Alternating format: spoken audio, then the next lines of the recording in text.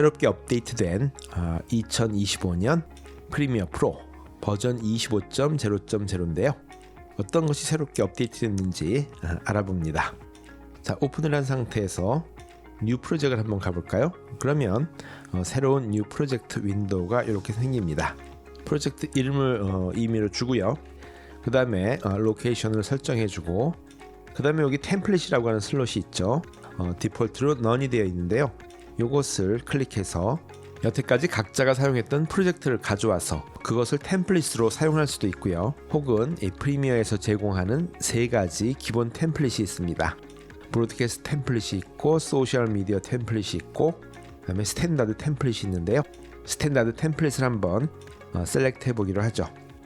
자, 그렇게 하고 크리에이트를 누르면 새로운 프로젝트가 생기겠는데요. 그 전에 이 톱니바퀴를 한번 셀렉트 해보죠. 그러면 우리가 여태까지 해왔던 프로젝트의 세팅이 여기 나오게 됩니다. 기존에 있던 거니까 똑같이 사용하시면 되고요. OK 누릅니다. 그 다음에 여기 보면 스킵 임포트 모드가 있죠. 이것을 지금처럼 셀렉트 안 한 상태로 크리에이트를 하면 임포트 모드로 시작이 되게 됩니다. 그래서 이렇게 그 프리지에서 프로젝트를 만드실 분은 이렇게 해도 되지만, 보통 저는 이것을 건너뛰고요. 바로 스킵한 상태에서 프로젝트를 만드는 것을 저는 선호하죠. 자, 그래서 이렇게 새로운 프로젝트가 하나 만들어집니다. 그래서 우리가 스탠다드 템플릿을 셀렉트 했기 때문에 보시면 프리지 폴더, 오디오 폴더, 그래픽 폴더, 뮤직 폴더 등이 이렇게 기본적으로 제공이 되고요. 그 다음에 여기 보면 이 시퀀스, 타임라인 시퀀스가 두 개가 제공이 되죠. 처음에는 1080p에 23.98, 그 다음에 4K의 그 시퀀스도 하나씩 제공이 됩니다. 이것을 바꾸고 싶으면 오른쪽 클릭해서 시퀀스 세팅으로 가서 여기서 원하는 세팅으로 바꾸어주면 되겠죠. 예를 들면 29.97로 하면 여기서 29.97로 바뀌게 됩니다. 물론 여기 이름도 바꿔주는 것이 사용하는 데 편하겠죠. 다시 언두합니다. 그냥 그대로 가고요.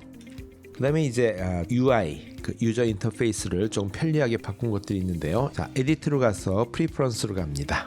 그래서 여기에 어피어런스에 보면 어피어런스가 세 가지 종류가 이렇게 나와 있습니다. 지금 있는 것이 다키스트인데요. 다크로 하면 조금 밝게, 그 다음에 라이트로 하면 아주 흰색으로 되겠죠. 이것은 그 햇볕 같은 데서 다키스트가 잘 안 보일 때 이 라이트 모드로 하면 좀 더 잘 보이겠죠. 자, 저는 제가 선호하는 것은 다키스트고요. 그 다음에 억세시블 컬러 콘트라스트가 있는데요. 이것을 꺼주면 컨트라스트가 적게 되고 이 라인들도 좀 검은색으로 바뀌죠.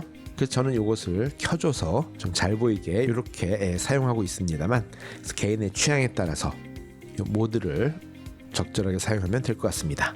자, OK 해주죠. 자, 이제 이번 업데이트의 제일 큰 변화인 이 프로퍼티 판넬에 대해서 같이 알아보도록 합니다. 그러기 위해서 샘플 프로젝트를 한번 가져오도록 하죠. 자, 이러한 그 샘플 프로젝트를 하나 가지고 왔습니다. 자, 이것은 그 촬영한 비디오 클립 위에 자막을 하나씩 넣고요. 자, 그 다음에 이것은 자료 화면들인데 4K 영상들이죠. 남은 이제 사진들이 이렇게 한번 모아놔 봤습니다. 이러한 프로젝트를 가지고 그 업데이트된 것을 알아보도록 합니다. 자, 여기 보면 프로퍼티스 패널이 하나 있죠. 자, 새롭게 도입된 그 프로퍼티 윈도우고요. 이것은 마치 애프터 이펙트에 있는 프로퍼티 패널과 거의 같은 기능이라고 볼 수 있겠습니다. 이게 만일 보이지 않으면 이 윈도우로 가서 여기 보면 프로퍼티스 패널이 있으니까요.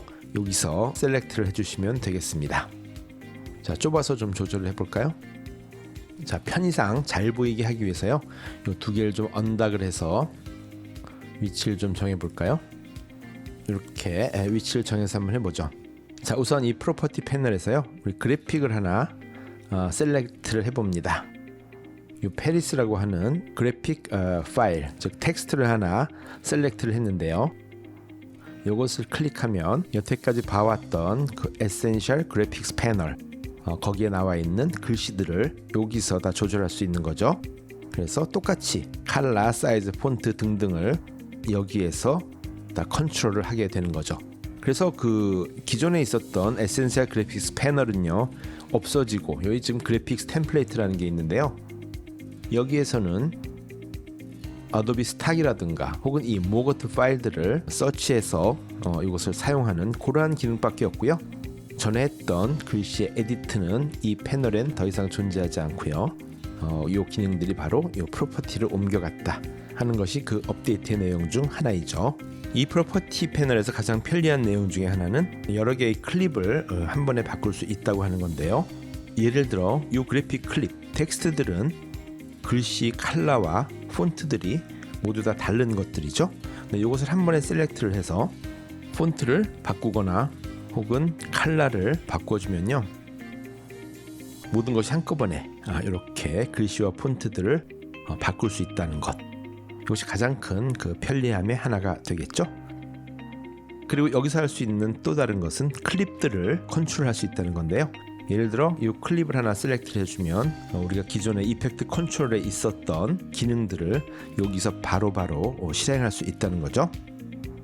이를테면 지금 첫 프레임에서 스케일에 키프레임을 찍어주고 마지막 프레임에 와서 50% 줄여주면 바로 이 자리에서 애니메이션을 만들어줄 수 있는 이러한 기능이 여기 숨어져 있다고 할 수 있겠죠.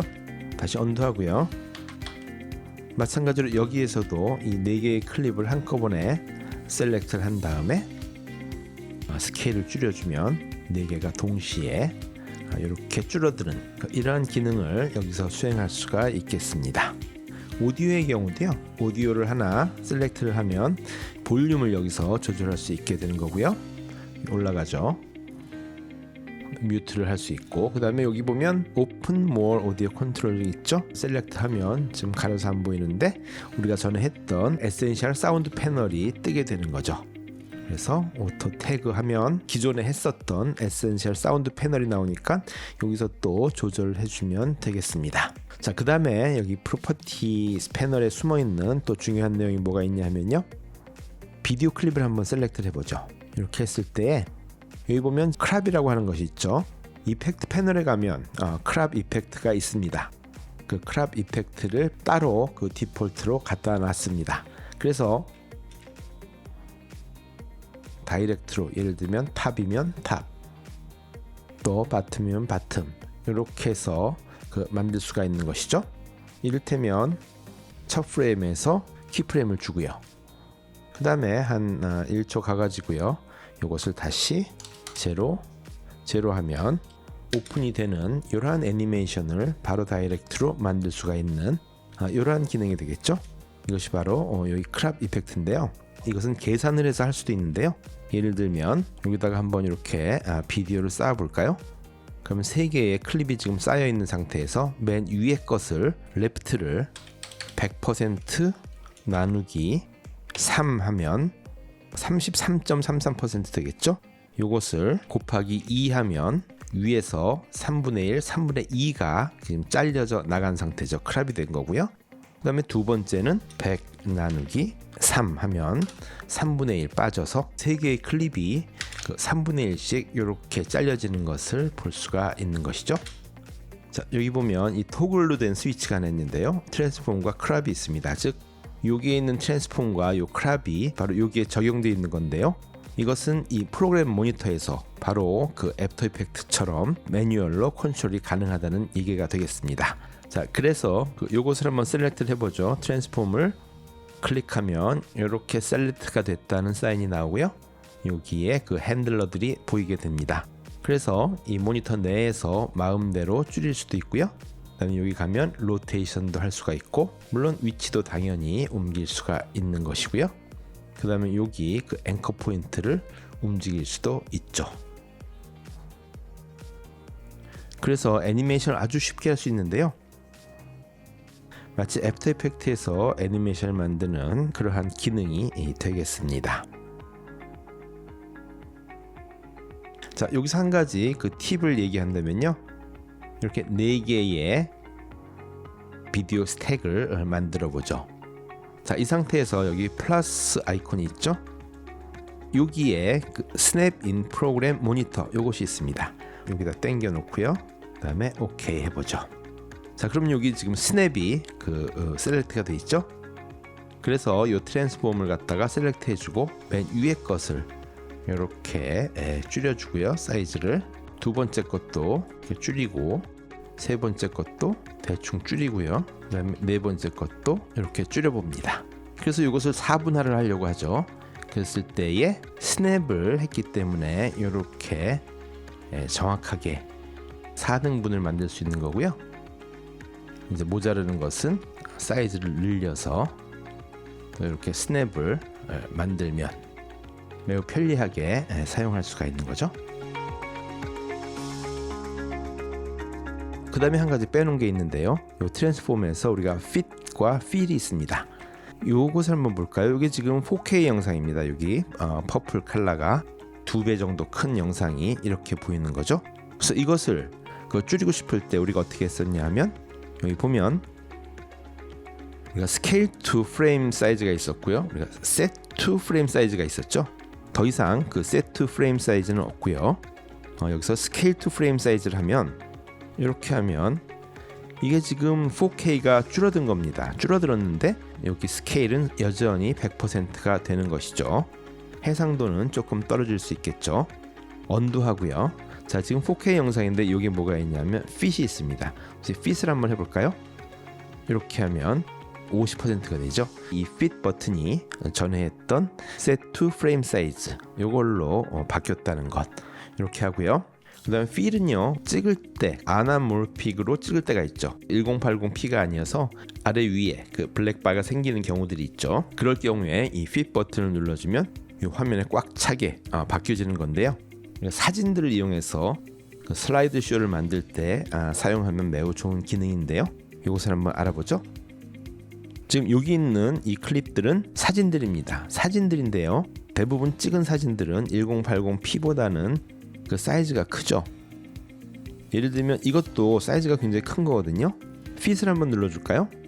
그러면 아래 위 상하를 기준으로 이 프레임에 맞추게 되는 것이죠. 그래서 이 양쪽 사이드는 블랙이 나올 수밖에 없는 이러한 그 프레임이 되죠. 자, 그래서 이런 상태에서 우리 fit을 한번 눌러보죠. fit을 누르면 전체 화면은 꽉 차지만 아래 위가 잘라져서 보이지 않게 되는 그러한 희생이 따르게 됩니다. 자, 이것도 마찬가지로요. 이 모든 것을 다 한꺼번에 셀렉트를 해서 fit을 한번 적용을 시켜주면요. 이 모든 사진들이 다 블랙바가 사이드에 나타나게 되는 것이죠. 저는 fit를 선호하기 때문에 모든 화면을 다 꽉 차게 이렇게 셀렉트를 해줍니다. 그런데 만일에 이런 경우에는 얼굴이 잘리니까 할 수 없이 하나하나씩 이렇게 위치를 움직여서 중요한 부분을 보이게끔 해주는 거죠. 그래서 만일에 인물들이 이렇게 다 들어가 있으면요, 이렇게 하나하나 움직여 가면서 메인 포커스의 그 위치를 이렇게 정해주는 수밖에 없습니다. 여기서 중요한 것은 더 이상 그 set to frame은 없다. 그 대신에 fit to frame, fill frame을 사용해서 이 사이즈를 이용하시면 되겠습니다. 자, 이것이 그 버전 25의 업데이트 내용이 되겠고요. 자, 그럼 또 다음 시간에 뵙겠습니다. 감사합니다.